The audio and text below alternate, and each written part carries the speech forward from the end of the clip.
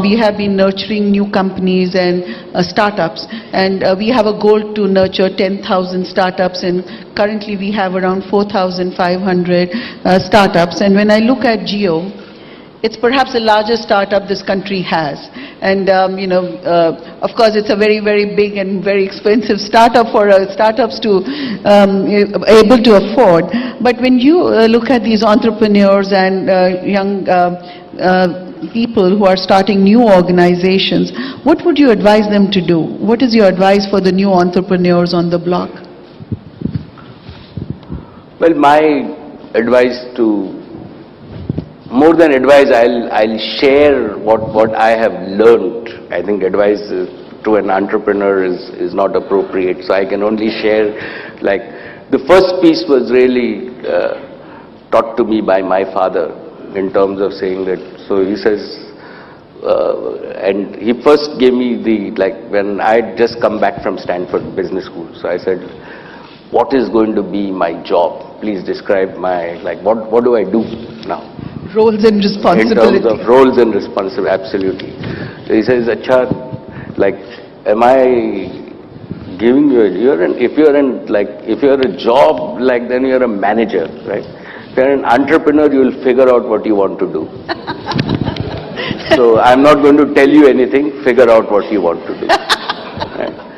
The second piece that I think I learned is that as an entrepreneur, it's very important to find a problem that you want to solve, that you are passionate about.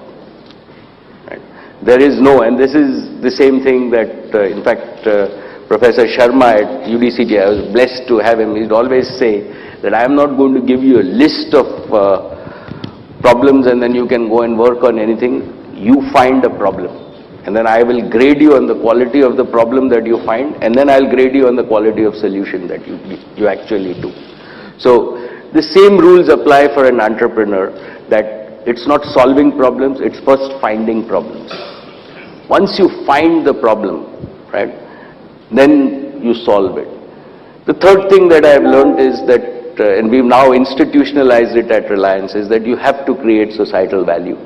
Right? You have to solve a problem which actually does good in some way, and that has to be the main objective of the business, and financial returns are actually a byproduct.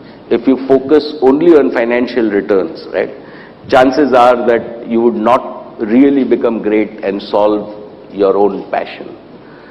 The other piece that I have learned is failures are normal, right? With all the success that one sees, people, even in my own case, don't see how many times I have failed before I succeed. So they are just a step before you succeed. So never get disheartened by failures.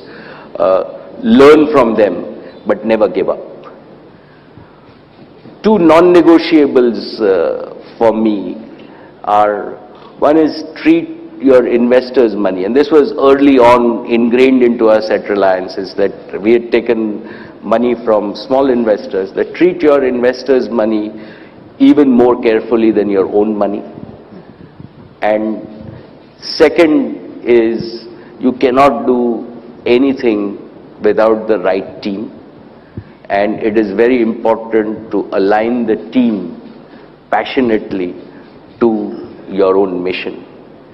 And finally, an entrepreneur is always positive. He's an optimist, and he proves, there are lots of cynics, lots of negative people around, but an entrepreneur spreads positive energy. That's really what I have learned. So Mukesh Bhai, this is really, really very interesting comments, because I really think the 5 things you said is to be passionate about something which is really going to transform, have the right talent, have the right positive approach, treat the money, which is your investors' money, very, very carefully. I think these are good guidance which the entrepreneurs of today will hope to carry with them and learn from you. With that, thank you very much for being here. I appreciate your taking your time to talk to the industry and to all our speakers. Thank you so very much. Thank you. Thank you. Thank you so very much for the opportunity.